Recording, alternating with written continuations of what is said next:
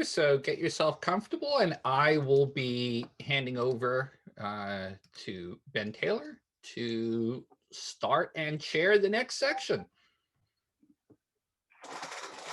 Right, good morning, good afternoon, welcome back everybody. I think Rex, we need to end sharing your screen. Thank you very much. So welcome everybody.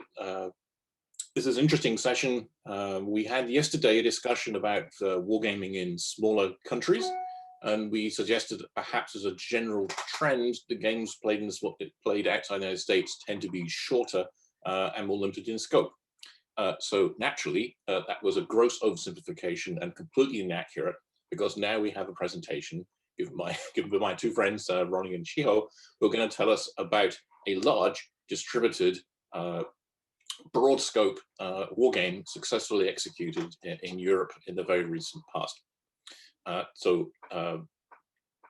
was actually came into contact with both of the presenters for this afternoon's session through discussions earlier in 2020 around the subject of COVID, modeling it, how to model a pandemic, how to model responses to a pandemic, and we exchanged some ideas.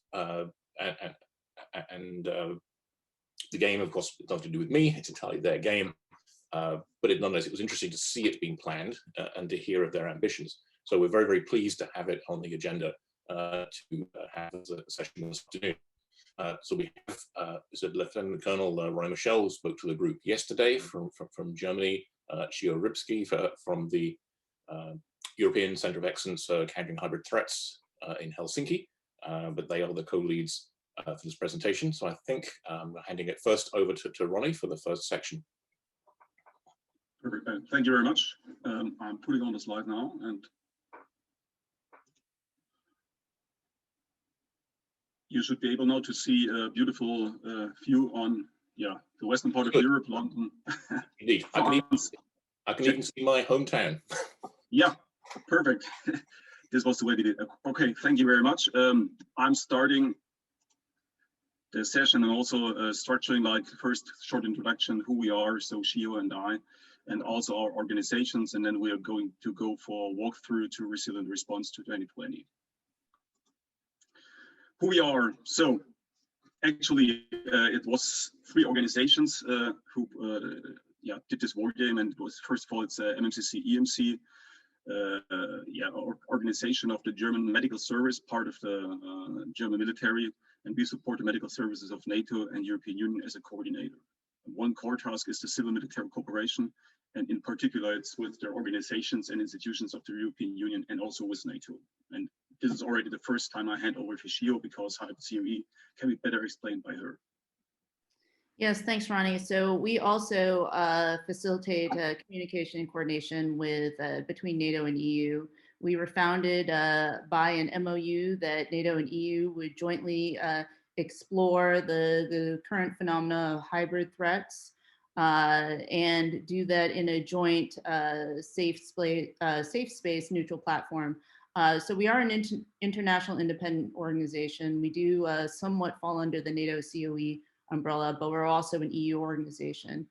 We currently have 29 participating states, soon to be 31. Croatia and Iceland are going to join this year.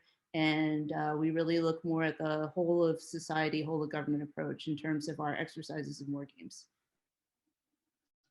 Jack, thank you. Yes, and the third player is the Federal Office of the Civil Protection and Disaster Assistance, as it says, part of our government, and we cooperated with them to integrate especially the military and the civilian part. All right, and right over to you, Shio. I give you the first part to introduce yourself. Yes, so I'm the only American at the Hybrid Center. We have about 30 people. So I'm the U.S. secondee to the Hybrid COE by way of the U.S. State Department Global Engagement Center. I don't have a lot of state experience, but I do have about 23 years of military experience, active duty Navy and reservists. I do like Euro games, so don't hold that against me. And I've been living here in Finland for the past almost 4 years now. Yeah, perfect. Thank you, Shio. And this is actually me. You see that I'm typical medical career in the German military. So I started with compulsory training. I did study pharmacy and food chemistry. So to give me some academic background, actually, to talk to all the others out there.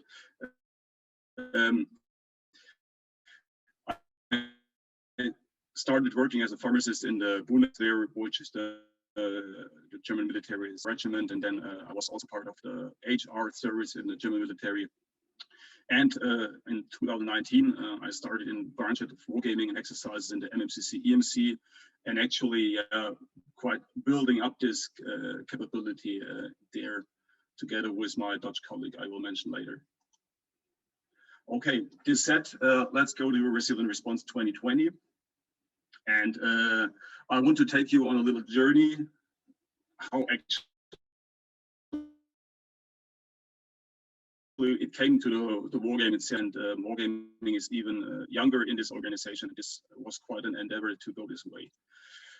It started all in January 2020 because we had a leadership meeting of the hybrid COE and so Shiros and my boss actually, and in March 2020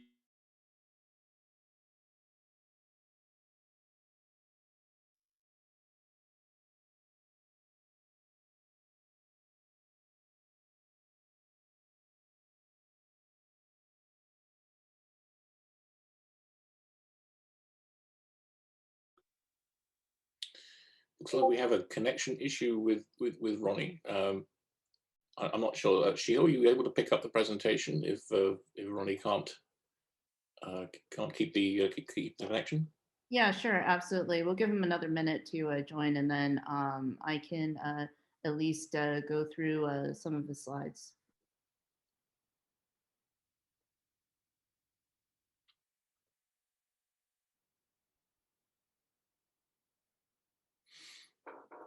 Ronnie, I can see you're back.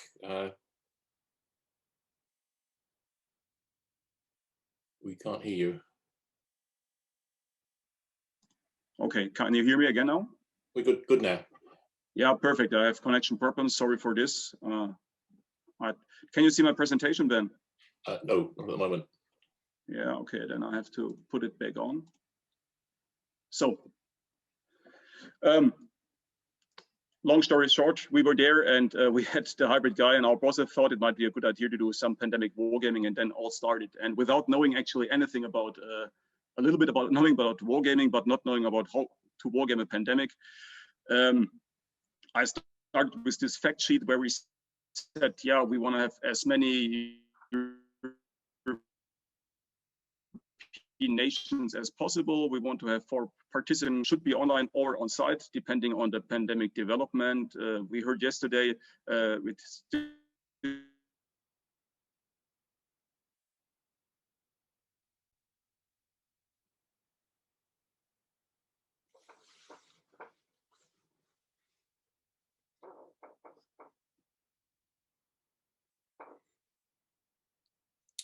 Right, look, we're having a connection issue again.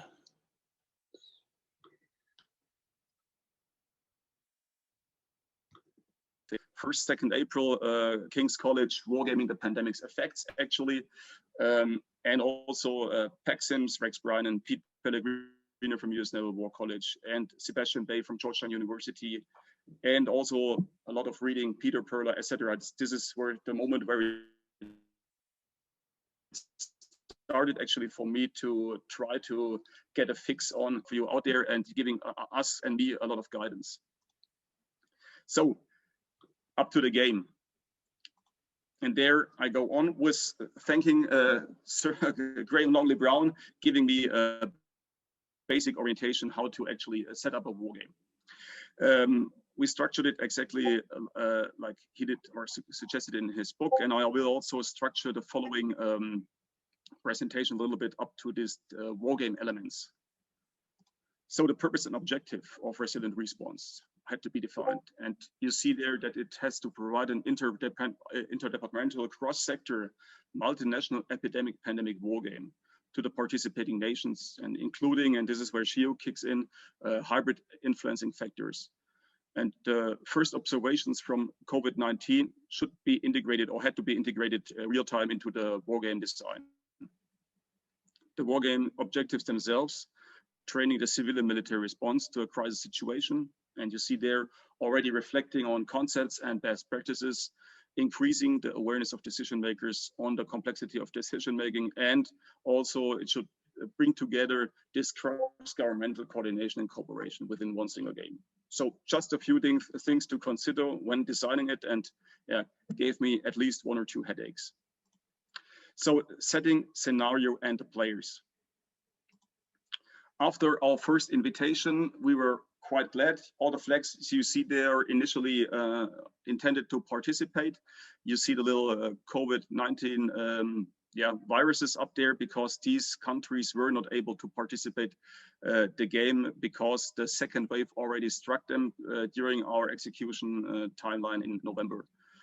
We had also the European Union with us, and also NATO was participating. You see here the setting and the scenario, and this we kept quite simple because it's the course of the pandemic, and we divided it into 4 turns, and each turn covered a main theme or topic. And the players should deal with an initial pandemic response. They should manage the pandemic in turn 2. Then they had to deal with the second wave phenomena, and fourth, overcoming the pandemic. So the vaccine was available actually.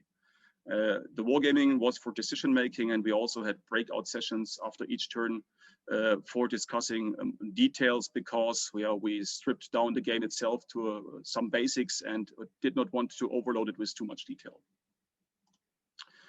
Data and sources. Yeah, of course, open source internet. We read through quite a lot papers and journals, because they were also popping up last year in real time. And you see subject matter experts. I'm referencing to a lot of you out there, because we also found a lot of knowledge there in the internet, and we also had some great guidance from some professional wargamers. Now the simulation of the game actually, and this was. There also, Tom Fisher said it yesterday, as a wargamer, you have to steal, steal, steal, steal. And I like to call it to get inspired by others. So we were inspired by Pete Pellegrino, and he showed us and gave us also some nice sessions with his game. And you might recognize the picture itself from his pandemic wargame he did in 2019. And this is the way actually we started putting together elements of a system model, and then trying to connect them and find feasible ways to link everything with each other in order to bring a model to the training audience and the wargamers they can deal with. He did it in the United States, and I soon realized, because he had a lot of data, centralized data from the United States, but as the United States and Europe are organized a little bit differently, I soon discovered that it might not be the best way to do it a little bit like this. And then we had to come up with another idea. And this is where it started, simulation models in 3 different parts. This was inspired by a RAND paper of that time, because they had a nice online tool, and they also structured a little bit like this. And we tried to set up a virus model actually in an Excel tool. Stuff which the professionals call seared models, so generating a pandemic development. Next of it, because it had what is an important factor, especially for political decision makers, economy plays an important role, because a lot of the mitigation measures you can take, like closing down the economy, helps to fight the virus, but does not help your economy to grow. And so therefore it's a dilemma, and creating this dilemma was important. So there we had to have an economic model in there. And last but not least, and this is also where she-hope and her part primarily kicks in, was the people sentiment, because, and she will explain it on her own, but hybrid effects target a lot of time the people themselves. And this brings me to the next slide, and this is already Shio, where I'd like to elaborate a little bit on this little nice picture. Yeah, absolutely. And so as Ronnie said, that we created these, we had these 3 separate models, and we had to find a way in which we could integrate each and every one of these models. And Hybrid COE was responsible for coming up with the social sentiment model. We knew that disinformation, cyber attacks, and whatnot, these hybrid effects had an influence on these various elements. But we also understood that it's the actions that the government take also has influence on social sentiment. And so we try to correlate exactly how each and every action that the participants can take, and then also all of the adversarial actions would tie into this. Also, we wanted to really look at how every country individually was resilient to these particular effects, right? So not only did we just create the social sentiment model and baseline it the same for every country, we took all 12 of the nations that participated and we went through a series of data points to build this social resiliency. And we looked at 3 factors. And so we looked at trust in government, we looked at social cohesion, and we looked at media literacy. This is very, I would say this is not only an EU-centric approach, this is actually really the core fundamental philosophy here in Finland as part of their comprehensive security strategy. And so, like for example, Sweden had the highest social resiliency score. And so that reduced or mitigated the effect of disinformation on the population by a certain factor. And then, you know, we had other countries that were much lower. And so it was also a more graduated scale like that. And over to you, Ronnie. Thank you.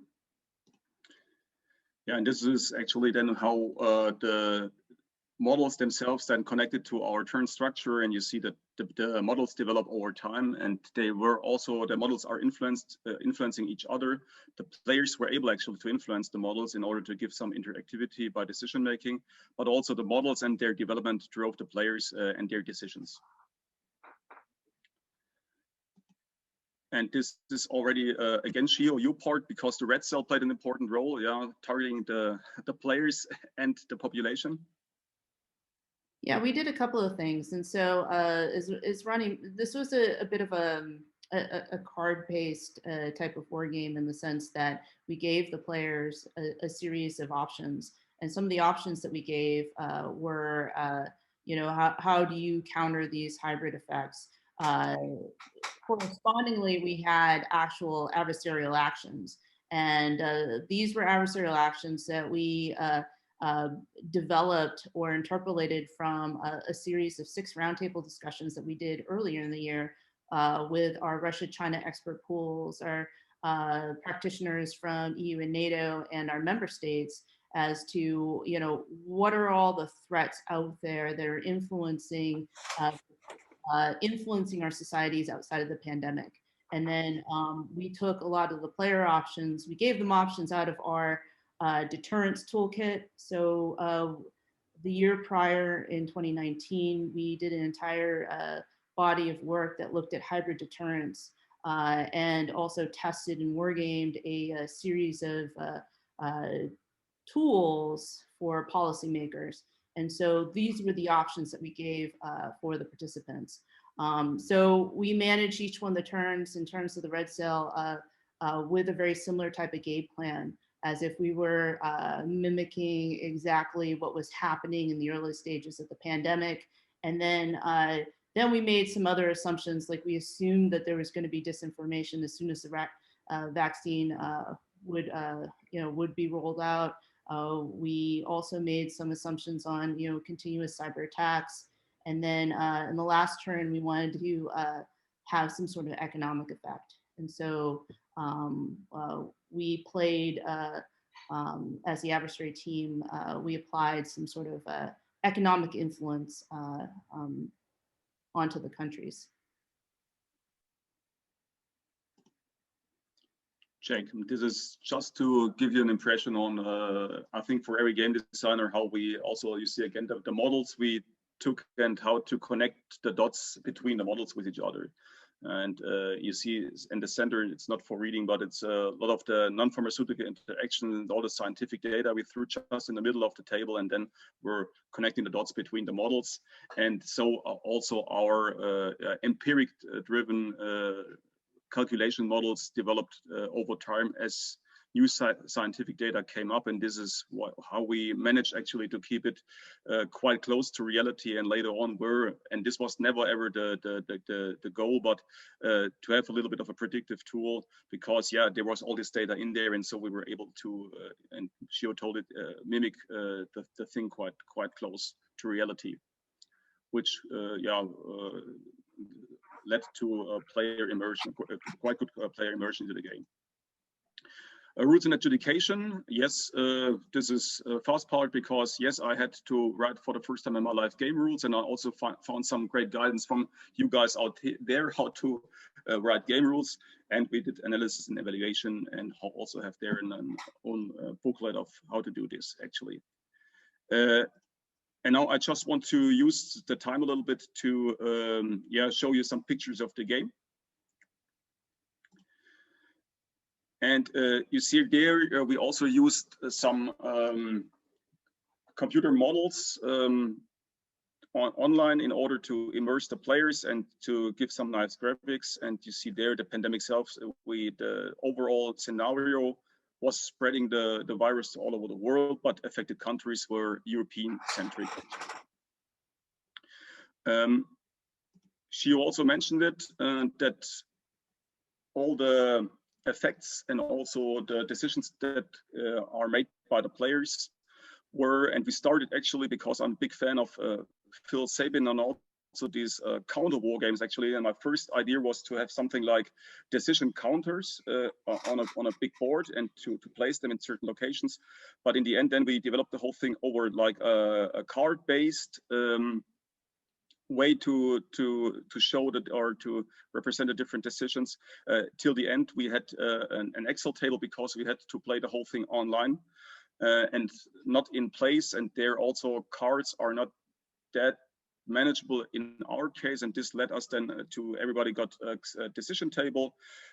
Also the hybrid threats from Shiro and her team were represented by cards or a kind of a table with codes we were able to pass on to the training audience, and also their reactions, so their countermeasures on hybrid effects we were able to represent via these counters. And then it looked a little bit like this, because we used Microsoft Teams, and we had a master, or we had a game board, let's call it like this, and this is completely developed in Excel, and this is also interactive. The game boards were linked with a master game board via SharePoint, and everything players made decisions on, they were able to put into this game board. But also they got a lot of feedback turn by turn. You see this when you see the yellow boxes, these were the players' decisions, but all the other colored boxes to the right of them was feedback to the players, what happened because of their decisions. And this was actually a way we were able to keep all the nations together in one game. They were able to make the decisions, and without much of a hustle actually, to transfer a lot of information and not dying with some information bottlenecks, I'd like to say. And therefore, the game board itself gave orientation information. The decisions were put in there. In the background, there was also calculation already possible in this tool. Players got feedback, and it was also great, of course, for evaluation, because in the end, and you see the right part of the game board is still empty, because this is turn 4, so the players in this picture are right now in turn 3. But in the end, you have all the decisions made all over time with all of the countries in a single Excel sheet. And for me, it was great, because we were never able to monitor all the decisions themselves, actually, but for statistics afterwards, it was a great way to evaluate the whole thing. Yes, and it was distributed, but we were not able, or what I did not want to do was to distribute exercise control. And you see there that we had different parts. My place as the game director, then there was a simulation director. We had sentiment model driven by an operator. We had pandemic. We had the multinational corporations, so the interaction between the countries be monitored by an operative. We had the economy. We had someone also injecting media and news feeds into the system in order to drive the scenario. We had education. And not shown here, Shiho's cell, actually the red cell was a little bit separated in a room, but they also were in place here in Koblenz in Germany. Then we can have a closer look at our pandemic operator. And there you see actually that on the right side, he closed it at that moment, but on the left side, he had the pandemic calculator, and this is actually where all the numbers were fed in, and the operator was able then for all the different countries to make the calculations and give them a feedback on how the pandemic development was going on regarding the different decisions of the respective nation, actually. All right. And this as an insight of the game, I'll now pass over to you, Shio, with the general observations and all the other stuff. Let's go. Yeah, and I think what Ronnie forgot to mention was this was amazing by him and his team, 170 different Teams channels. And so there was a lot of chat going on and much of it all over Teams. So yeah, kudos, it was really amazing. So yes, so we actually, in addition to the players playing the game, we had a series of observers and we had a strategic roundtable. Anya from TNO and Institute for Security Governance, Friends of Europe, and fellow colleagues from Hybrid COE, just to name a few, were there observing the game real time. And these are some of the general observations that we came out with, but also watching the players as they were playing through Teams. We had access to many of the different channels and stuff. So what we discovered was that, you know, many of the nations were focused on combating the virus, right? And so the sentiment was sort of the last consideration. They knew that they had to do something to consider population sentiment, but, you know, the combination of government actions that increase the hostile sentiment in addition to the hybrid threats, because keep in mind the hybrid threats is just exacerbating the situation as a whole. By the second turn, 5 countries had a sentiment score of 9, which was the equivalent of rioting in the streets, right? Nations made some really good choices with countering hybrid threats. So, you know, for us, it's great because it shows that there's certainly some understanding of what it is, particularly with the disinformation. And then many of the cyber actions were very proactive. You saw early on, nations wanted to take an approach where they secure their critical infrastructure using cyber defense. But it was interesting that you knew by turn 3 that the vaccine was going to roll out, but you didn't start any, you know, maybe proactive messaging to reassure your population the importance of being vaccinated. We offered an option for countries to create their intelligent fusion cell, and we saw a lot of nations wanted intelligence for themselves, but didn't really start to share with other nations until turn 3. And then we, in previous work that we've done looking at pandemic events, wanted to throw in an option for NATO and EU solidarity, just to bring about the point that, you know, for the institutions, it's very important to jointly have a joint strategic messaging when it comes to countering the negative narrative out there. And so it was really interesting to see countries, 12 of them all get together, and they had to play that same card at the same turn. And so they clearly managed to coordinate and collaborate over the Teams network. So that was great.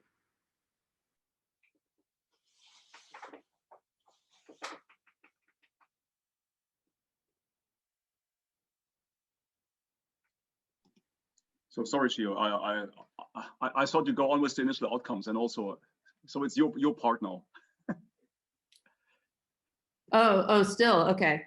Yeah, I think it was a great opportunity to educate military medical professionals and practitioners and military folks, and not just for the complexity of the pandemic response, but also how uh, the other factors came into play. So it's, it's not just a singular, okay, we're going to just manage the virus, but all the other items that you need to take in consideration, particularly the economic and the social sentiment.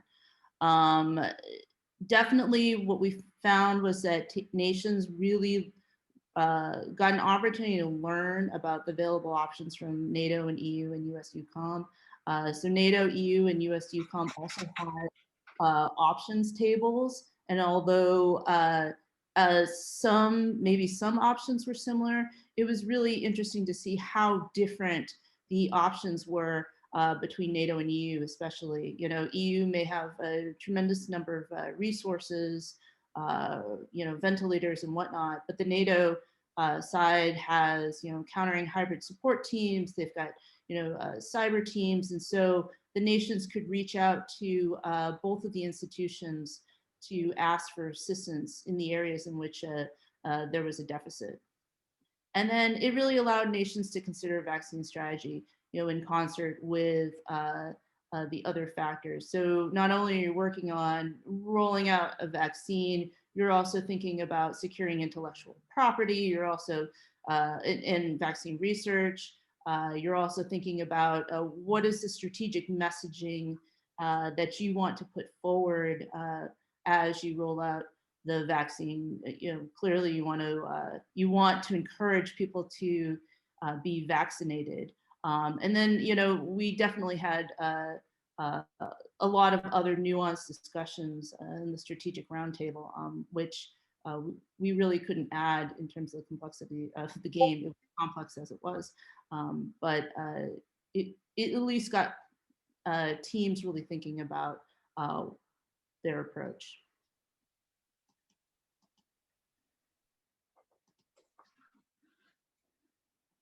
Yeah, so as I mentioned before, when we built the social sentiment model, we had social resiliency as a factor. And it was actually kind of interesting because some of the teams, one of the teams with a very high social sentiment score, misplayed a couple of rounds. They didn't read the game rules, but and yet the disinformation had a lessened effect because they had such high social resiliency and trust in government. I think it was really important to improve the understanding of communication channels. There are ways to reach out to the institutions, but also the importance of reaching out to nations. Some of the earlier work that we had done with the Romanian EU presidency and pandemic events or crisis management showed that many of the nations would turn inward and they would take care of themselves first if there were not available resources from NATO or EU. And also, I think lastly, it's so important to consider all of the different options. And so it was great to see a coordinated response, particularly from NATO and EU, the nations, private sector, and medical, in terms of how they played the game and how their various tools were applied in supporting the various national strategies. And solidarity is key. And this is a general message that the hybrid COE puts forward in most of its work. Solidarity is key to mitigating malign activity. And so if we have solidarity, especially in terms of countering hybrid threats and countering disinformation, and that we more effectively message to the adversary that we were able to withstand these hostile activities.